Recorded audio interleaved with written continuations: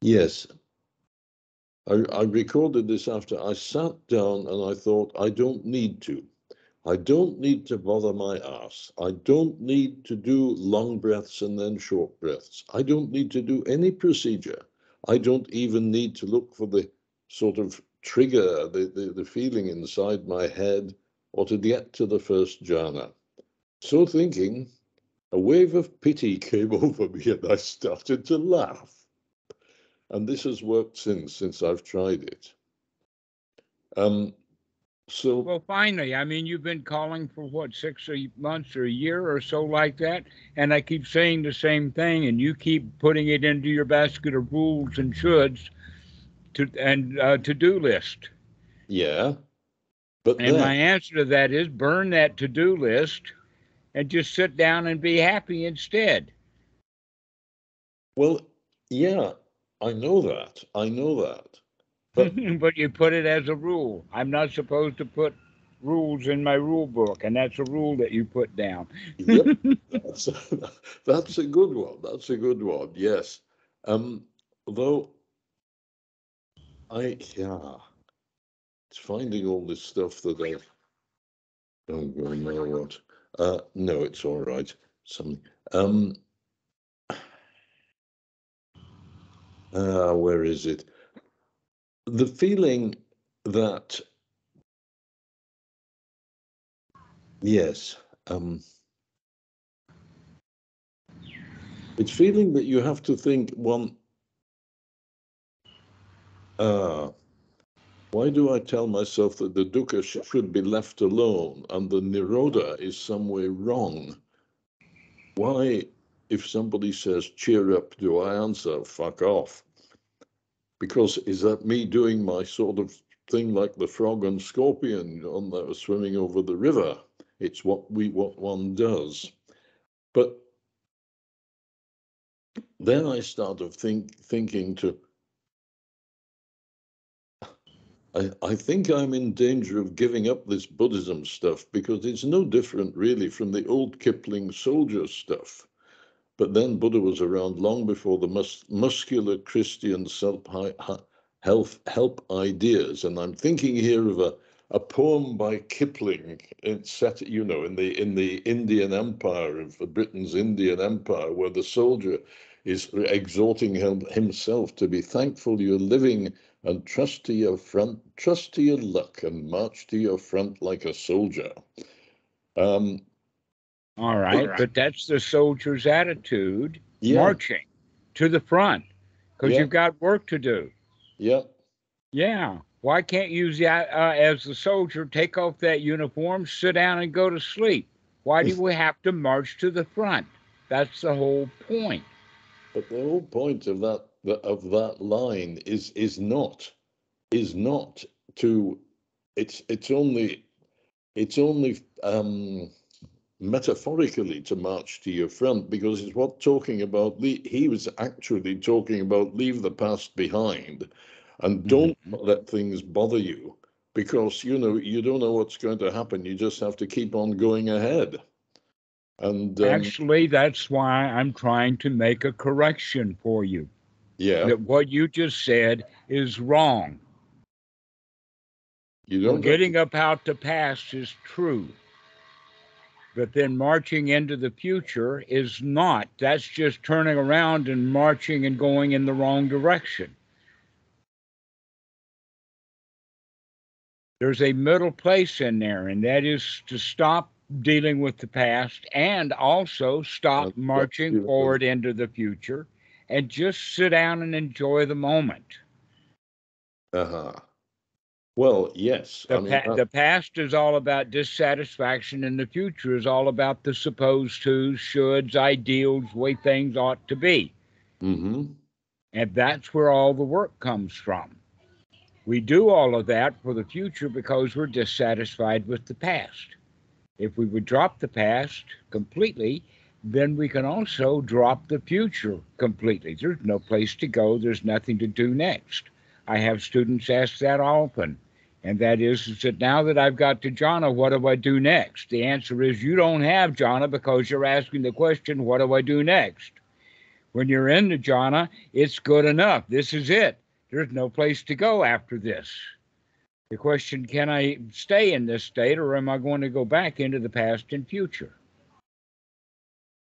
You actually don't need to get into the jhana for it to be good. Like well, jhanas are a broad kind of thing. Yeah. Well, that's what I got the other day when I sort of when I sat down and thought I don't have to do anything, and Don't have to do there anything. it was. There I was. Here we are. There we are. Can you do that again? You're talking about it now. Can you do it again now?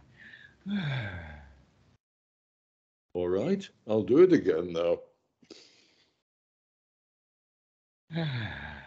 Wow, no place to go, nothing to do, everything's just fine.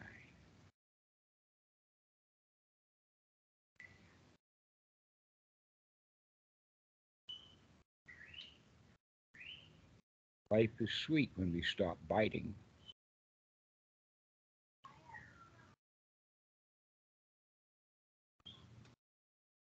Everything is just okay. I know.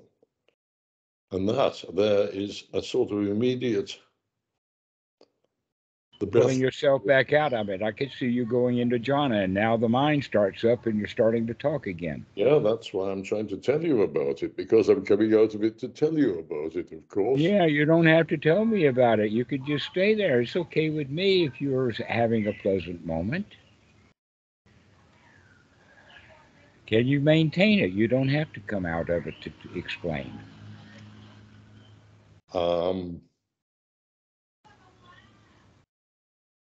Don't have to worry about it or have doubts or what do I do next or any of that kind of stuff. You say right now, it's just good. Right now, the sort of sense of glee and excitement is there, and wow, I can do this. Is that what your excitement is? Yeah, I can do this. I can sit here and do nothing. That's wonderful that I can do something new, nothing at all. I can do this, and I can do this. I can do this several times a day. I know that. Can you do it several hours a day? Not for more do than it now? minutes at a time. Yeah, so why do you have to come back to the hindrances? Why can't you just stay there? Because I've got a brain and a mind that is restless. I know. I got it. That needs more than just. It doesn't need. It's just in the habit of.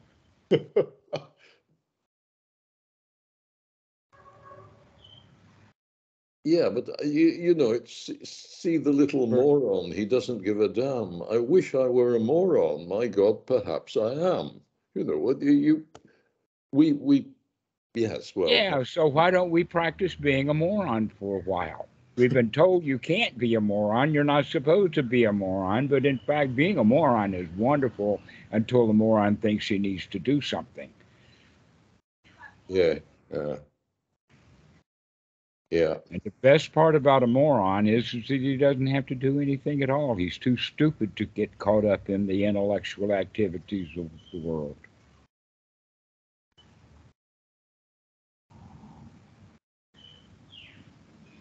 So in a way, the Buddha has a teaching that we can express as dukkha and stupidity. Let's be stupid. Let's be too stupid to do anything so that we can stop getting ourselves into trouble.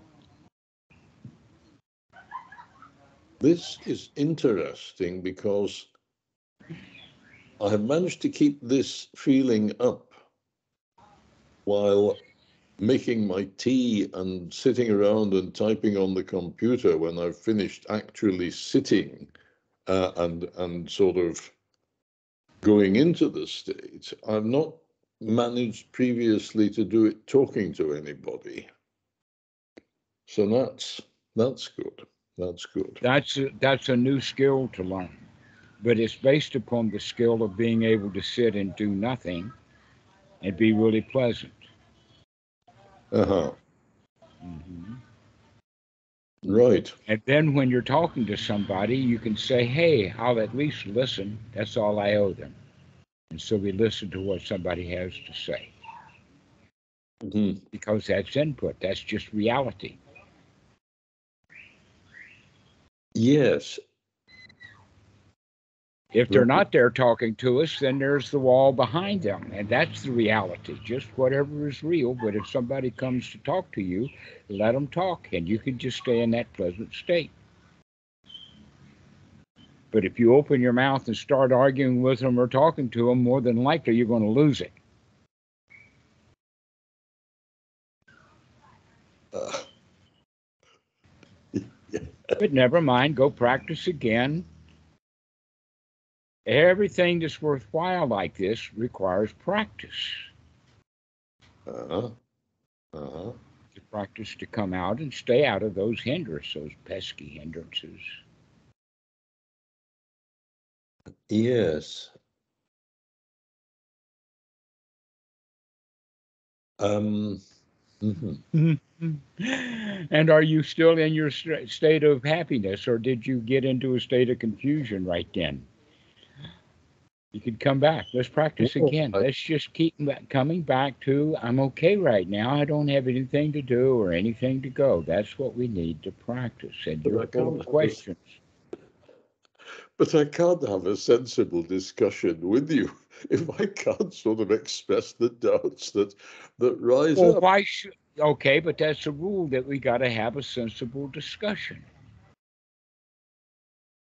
Well, And I've got a different rule, and that is that I can watch you so that I can see when you're going in and out of the states of happiness and whether you're getting into states of confusion and wanting to talk.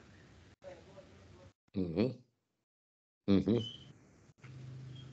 Sure. So this is presumably how the guys figured out what state the Buddha was in when he was about to die. And he went through the various jhanas and back again. Well, we don't know that for sure. All we know is that's what somebody wrote down, which is Yeah. actually quite poetic.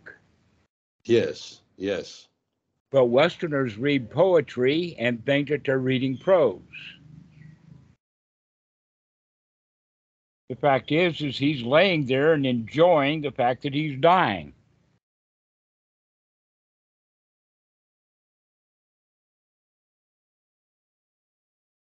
Because Now, remember, the jhana states are associated with great pleasure. yes. Yes. Yes. Okay. So if he's going in and out of the jhanas as he's about to die, within the next 3 minutes, he's dead. Why not enjoy watching the process happen? Most people flip out. Oh, I'm dying. I, Grant. I should think so. Well, dear. I've just been listening to a great load of of stuff about this because my son's mother-in-law has a sister who has just died, and it was all drama in the hospital and so on. And I have a cousin who is currently very ill, and probably won't last the next 6 months. So there's a lot of it about. Anyway, um, Well, think about it like this. Experience it like this. Go through the what we would call the thought uh, experiment. The uh, thought experiment, like Einstein was talking about, and that is think about, well, what would it be like if I were dying and would be dead in the next 3 minutes? How am I going to handle that? Am I going to handle it with great pleasure? Oh, finally, I'm out of here. Goodbye, folks. Goodbye, cruel world. I'm out of here. Wow, it's finally I'm out. Oh, how it feels so good. Now I could finally relax. you mean you don't have to think about what's going to happen next? Yeah, you don't have to think about there may be never next, there never be a next. Right now is the last of it. This is it. Out by doing it. Well, in Buddhism, you probably heard, especially from the later literature, that the last mind moment, what you're thinking about as you're dying, is the full culmination of your existence. If you don't want to die, you're in pain and suffering as you die. You're not getting what you want. But if you're quite happy that you're dying, right now you're dying. I mean, next 3 minutes you're dead. Can't we enjoy that? Can't you get great pleasure out of, wow, this is it? This is all there is. Have a really, really good last moment. A happy one. And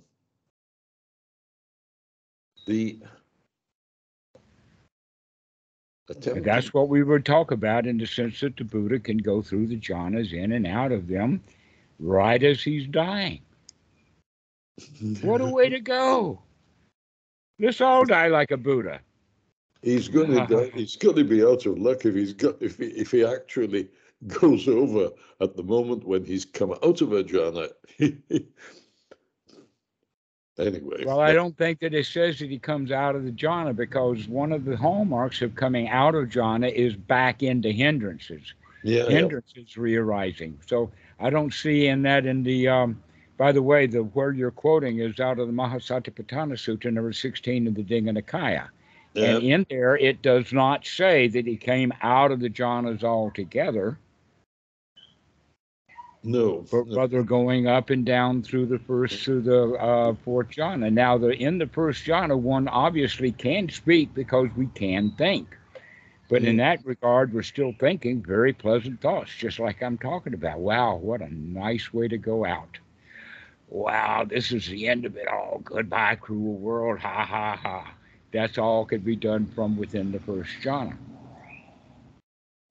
Yes. But ouch. Oh, I'm dying. That's hindrance. Yeah. Yes. There is the actual maintaining the happy feeling it makes it, well, yes, maintaining the happy feeling makes it quite difficult to talk. It's not it's not that easy. So when you're happy feeling, it's a skill then to learn to talk while you're still having that happy feeling. That's a skill to be developed. And I'm trying to do it at the moment, and it's like falling. It's like the bicycle is wobbling, you know. All right. Yeah. Exactly. All right. So, in the sense of that, the reason that the bicycle is wobbling is often because the kid who is pedaling the bicycle is in too much of a hurry. Yeah. Okay. So stop being in a hurry and start paying attention to staying upright and balanced. And then the kid can balance the bike. Yeah, if he goes too slow, he's going to fall off too.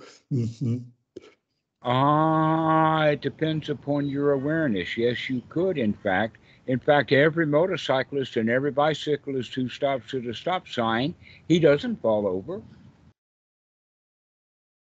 because he's got the sense of awareness to put his foot down for the balance. And here you are wobbling, and perhaps the best thing to do is to get yourself balanced instead of wobbling.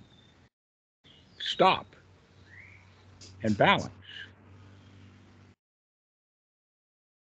Now, in that regard, that means that when you're dealing with other people and their hindrances are coming out of the jhana, we need to stop and rebalance. Because almost always, a Dhamma dude, when he's out in the world, he's talking to people who are talking from their hindrances, inviting him back into his hindrances too. Yeah, well. And so the easy way out is to just stop and balance. Yes. You don't have to travel wobbling down the talky trail that everybody wants to walk down. That's almost a rule. We've got to interchange. We've got to talk. We can't just sit here on the Skype and enjoy each other's company happily. No, we got to talk at each other. There are, yes, there's a lot of that about. There's a lot of people, I mean,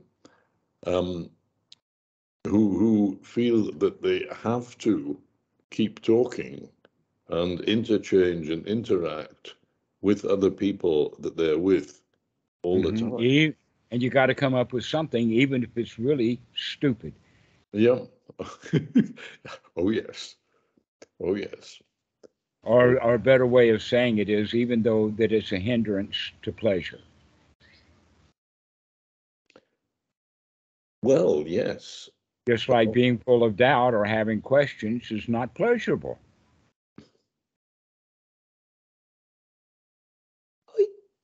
Isn't it? Isn't it? I mean, sort of thinking of all the alternatives and all the possibilities, you know, that... Well, that doesn't have to be doubt. Doubt has the quality of needing to have an answer rather than just Oh, happily speculating. okay. Okay. But I mean, one of the doubts that comes up, as I've said, it's like this sort of muscular Christianity. I mean, all you know, in a sense, all you're doing is saying, cheer up. Mm-hmm. And they did that. And, you know, No, no. What happened is the story is somebody's morose and unhappy, and the guy comes by and he says, "Cheer up, things could be worse."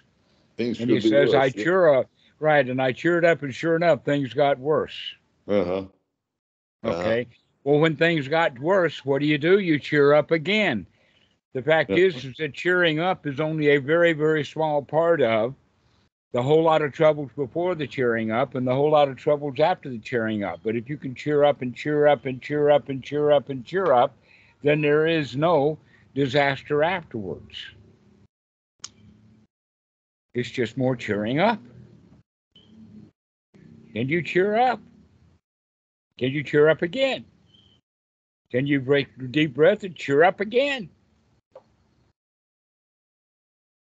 Well, So yeah, all of the good stuff is there. We know it. We just don't practice it. We just don't keep repeating it and repeating it and repeating it. And that's the real issue of the teaching of the Dhamma, of the Buddha, is not that we get a good feeling for a moment and that's it. It's that we can get that good feeling, get another good feeling, get another good feeling, go back to the first one having that good feeling and keep in good feelings. Keep cheering, keep cheering, keep cheering. Not asking questions about how do you cheer up, just doing it. Not bragging about how good you can get cheered up, just go back and get cheered up.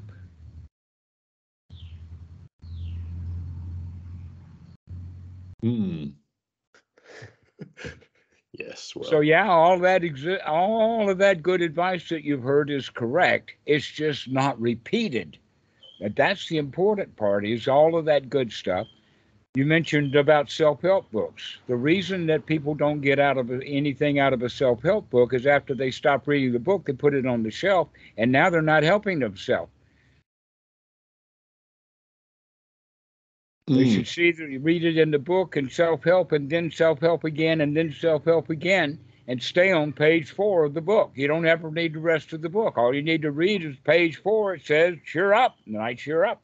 Then I read page 4 again, cheer up, and I cheer up again. And I read page 4 again, it says cheer up, and I cheer up again. And that's all there is to it. There is nothing more than that. That's the entire teaching of the Buddha. Can you come back and cheer up again, and come back and cheer up again, and come back, and when dukkha comes, never mind, come back and cheer up.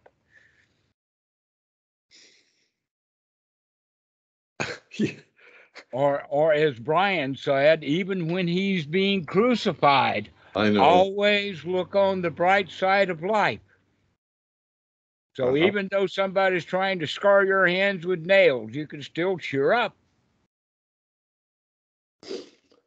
Um, you got to be able to do it pretty powerfully by then. Right, exactly. That's the whole point. If we practice it, we get really good at it. Cheering up, cheering up, cheering up. They can't keep me from being cheerful. Um, yeah. You see, you are, by making me sort of cheer up, well, not making me, but Yes, I I'm giving you reminding, the I opportunity. I have to keep remind, reminding you. I'm reminding you. Cheer up, cheer up. That's what a good teacher does, is remind a student to do what they've already been taught to do.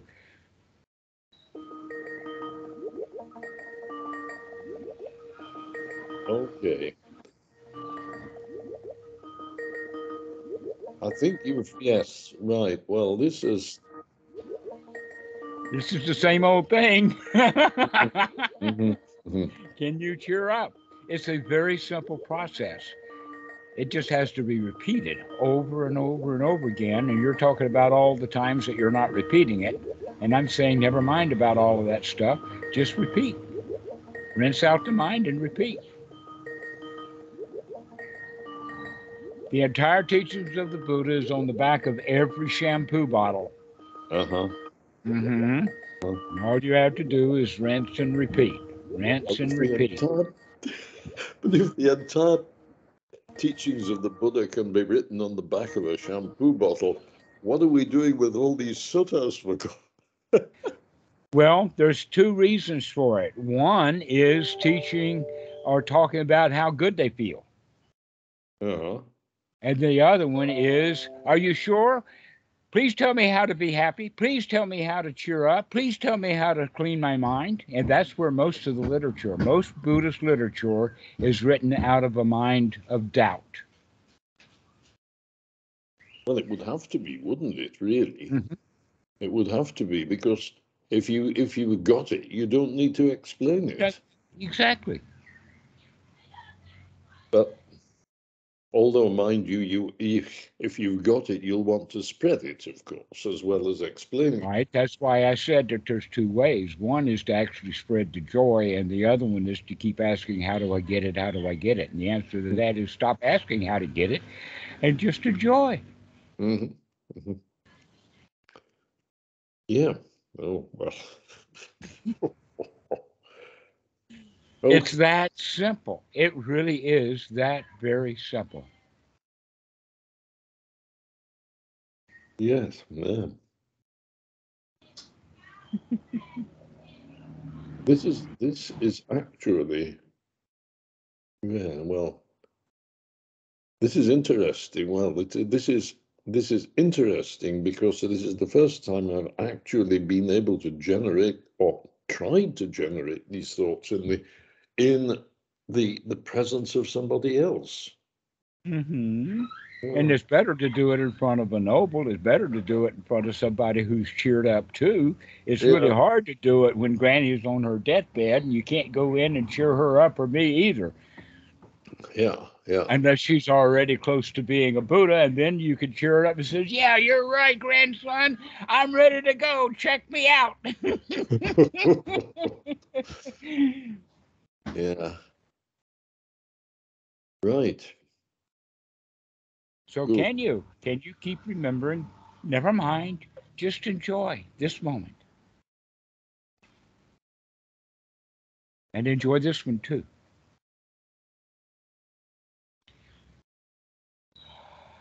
And enjoy that sip of coffee. Just take the flavor of it and experience it. It's actually called tea, called black tea, which is something you I probably don't care what you call it. Can you enjoy it? something Can you you probably taste it? in the East. Yeah, yeah, sure, Yeah, sure. that's the point. Doesn't matter what you call it. The question is it good enough? Well, if it's proper coffee, it's good enough. If it's instant coffee, it's not. Well, you're making judgments now rather than saying, yeah, I can enjoy what I drink. You can enjoy instant coffee. Ah, great. Yeah. Yeah, you can enjoy instant coffee. Yeah. It's not the same thing as you had, but it'll do. Yeah.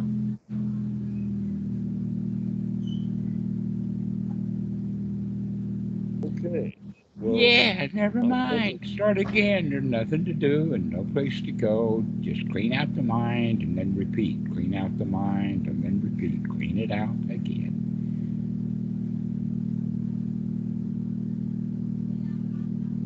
yeah.